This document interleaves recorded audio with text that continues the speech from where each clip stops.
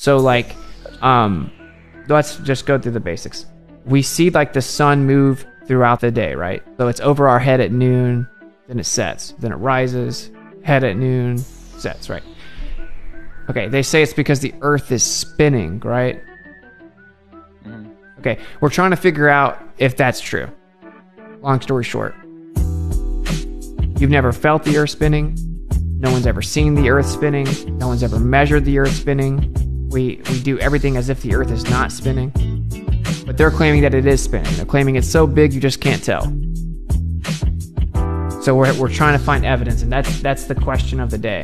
If we're actually tilted on an axis, wobbling, spinning, revolving around the sun's dragging us through the galaxy at 500,000 miles an hour, and then our galaxy is going through the universe at 1.2 million miles an hour. There should be some type of evidence of that. We should have measured it with interferometry. We should be able to measure that the Earth is moving, right? But we can't. It's never been measured. So the question is, can you provide exclusive evidence that the Earth is in motion? Can you provide any actual exclusive evidence that the Earth is in motion? Period. Obviously, I'm not just talking about the orbit. I'm talking about any motion. How do we not got a baller in here that wants to come defend the motion? No motion? You guys have no exclusive evidence of any of the motion? It's rough. I mean, you got to have some. I mean, to believe something so preposterous, you would have to have some, like, actual evidence of that, right? Like, what? Damn, 2024 is rough for you guys. You guys know you can't even come here and defend the rotation at this point? Back in the day, if you ever said, so do you have any evidence the Earth is actually moving? Do you have any evidence of actual rotation? They would have been chomping at the bit. You know what I'm saying? Just so ready to say the word pendulum or ring laser gyro. Like, what happened?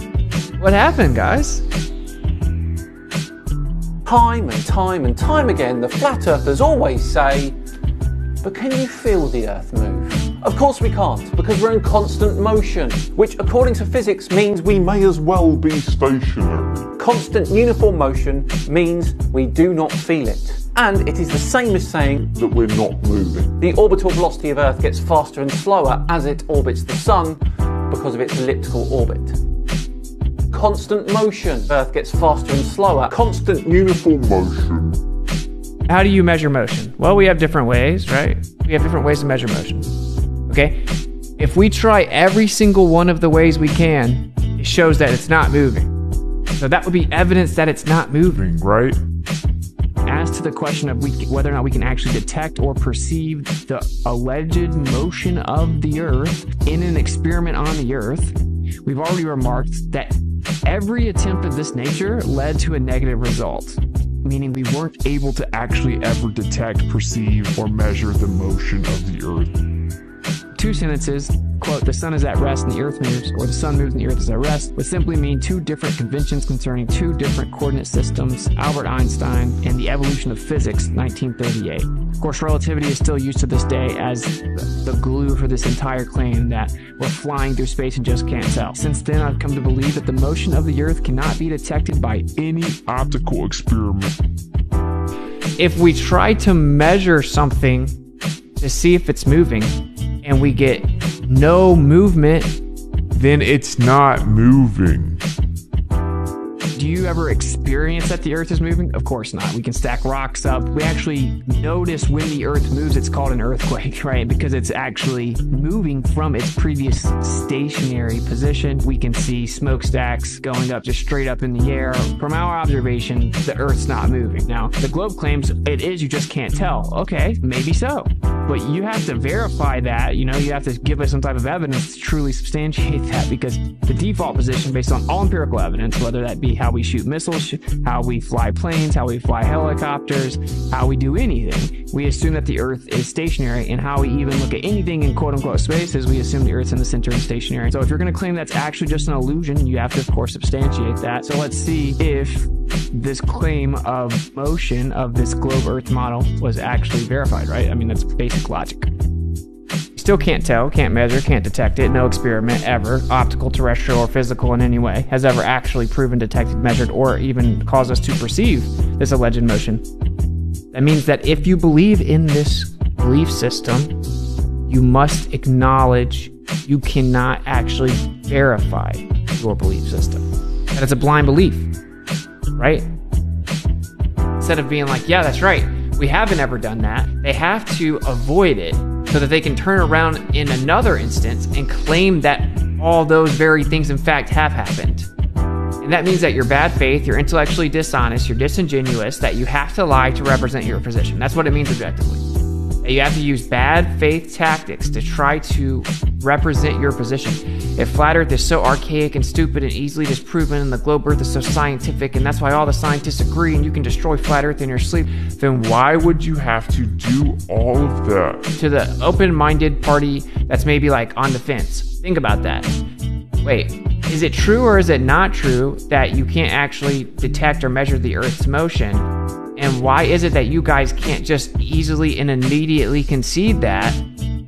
Right, because if you have the truth, there will be nothing to hide. Not everybody can be a robot polisher. Quote mining again, Whitsitt. Dear, oh dear. Whitsitt is very, very good at retaining information, and he speaks well, using complex words while sounding confident, yet in reality he knows nothing more than a primary school child. So what did you think of Whitsitt's quote mining? Quote mining or cherry picking is when you would go read that quote in context and it would actually contradict the argument or point that the quote was invoked to make. Meaning, if I make an argument and I back it up with a quote, if you go look at the quote and it doesn't back up the argument I said, then that would be quote mining. If I had said, for example, whenever I say with the quote, I've come to the conclusion that no optical experiment can detect the motion of the Earth, although the Earth revolves around the sun. Okay? Now, if I say, even Einstein said that you can't detect the motion of the Earth with any actual experiment on the Earth, and then I invoke that quote to support it, what was the argument? What was the claim that I made that I invoked Einstein to support? That even Einstein admitted, implying that even though that is obviously someone that believes in your position, but not only someone that believes in it, someone that helped build it, and his theory is still the glue and staple of your position, so it's like the strongest hostile witness that you could possibly have, right? Even he admits that although he believes it and created entire theories to keep it alive, you can't actually verify it with any type of experiment to detect the motion of the Earth. It's not possible. That's the point. So when you go read it and it says, haha, stupid flurf, it says that although the Earth moves around the sun, you're so stupid. No, that would make you ignorant, because that is irrelevant and doesn't in any way combat the point being made that the quote was invoked to support. He acts like we don't understand it, but it's really just about we don't want to violate logic. Like, that's actually what it comes down to. Don't you guys think it's super telling that they have to stick with to address the like damning nature of the point, they have to like just get rid of it and not acknowledge it at all by claiming it's like quote mining or whatever. They don't actually address the point. Well, because relativity is kind of just based off of gaslighting and thought experiments, the only way to really defend it is to be fallacious and gaslight. Because when you look at the history of it, you look at the experiments that are, that directly contradict it. The only way to interpret those experiments is to just defy logic, enter paradoxes, and leave the lab frame, dude. Just give up that lab frame for free. What? Of course we have evidence. What do you mean by exclusive? I mean, what else is it? Like a flat Earth, Of course it's exclusive. The evidence that the Earth is moving, and there's tons of evidence that the Earth is moving. We can use a ring laser gyroscope on the Earth, and we can actually detect that the Earth is moving 15 degrees per hour. Thanks, Bob. So there you go. Have you not ever seen Behind the Curve, bro? So we know that Bob measured 15 degrees per hour. I mean, there's a whole Netflix. Which measurement was that? Because with the documentary, right? Like, I would never go to court and bring as my evidence a documentary series that appeals to emotions. I would go to court and I would bring a specific measurement and I would show how that measurement was taken, and then I would show how that measurement directly correlates to the line of logic that I'm trying to draw. So can you do that? Can you show me a specific measurement that was made that showed the 15 degrees per hour with the ring laser gyro? And then still we have to talk about the orthogonal issue that we have with the north-south versus east-west thing. Okay, you're just saying a bunch of big words to try to sound smart and you're scattergunning, okay? So you've obviously been listening to Wits It Gets It. You just think that you can just say words, a bunch of word salad, and then somehow you're gonna woo the audience. We've all seen the Netflix series. Everyone knows that the Earth spins 15 degrees per hour. Thanks, Bob. We already measured it. Okay. Yes, Baller Allen. Please go, Baller Allen. This is Baller Allen, Toby. I have a question for you about Mickelson, Gail Pearson. They're not coming on, right? It's like, what are we supposed to do other than act like that? So you know how they always say, oh, well, no evidence for a flat Earth? Again, it's like, no, you mean like literally all evidence that exists in the history of mankind. Like, literally. Focus on the falsification part of it, right? That's how an intellectually honest person will go about it. You notice when we pin them down the falsification, we get crickets. The ring laser gyro not only doesn't prove the Earth is rotating, it does the exact opposite. It does the exact opposite. Interferometry measurements are the enemy of the globe model.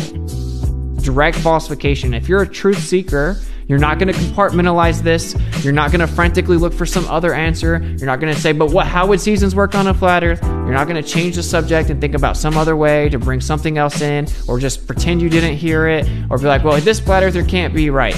You're just going to be honest, accept the truth for what it is, and be like, okay, it can't be the Earth spinning. So I'm no longer going to claim that the gyroscope detects the Earth spinning, because it can't be. We've just proven it. It's very telling that everyone in the chat that believes in the globe and all that, none of them can acknowledge the evidence or the argument, the actual thing we're talking about. Every single one of them are changing the subject. So you have to completely avoid this. How do you sleep with yourself? You know that you're not a truther then. You know that you're not actually looking for the truth of the situation. Either you're like, okay, I need to figure out how this does work with a spinning globe, or accept that it clearly doesn't and it falsifies it. Okay? But those are the only two options that are honest. Otherwise, you're lying to yourself. You have cognitive dissonance. This information makes you uncomfortable because it doesn't comport to your worldview or your belief. And so you're trying to just desperately bring something else up to convince yourself that you know that the Earth is a spinning globe. Just really open your mind and think about what we're saying. There's no way out. They hijacked the stationary Earth, just like they hijacked the flat Earth and say, yeah, sure, you have to treat it like it's stationary. Sure, we have to measure it like it's flat. But actually, I promise it's curved. I promise it's spinning. Just trust me. Here's my story. We took their story. We sifted through it. We found out the measurements they claim to support their story specifically refute their story. And that's just the way that it goes. Doesn't matter what anyone has to say about it. So seek and speak truth unequivocally. The weak find contentment in the consensus of ignorance. So who cares what other people think? They've been wrong throughout all of history. People are collectively not the brightest, right? They hand over their critical thinking to other people. Who cares what those people think? Who cares if they try to arrogantly pretend that they're smarter than you because they have the consensus on their side? It's just really stupid and lame, and no one cares. And in reality, they secretly admire you for being bold enough to independently think for yourself, and they see your pattern recognition, they see that you don't conform, and they actually like you. They actually wish that they were bold enough to do that. They'll just never say it. So just understand that and speak the truth, because what's true is rarely popular, and what's popular is rarely true.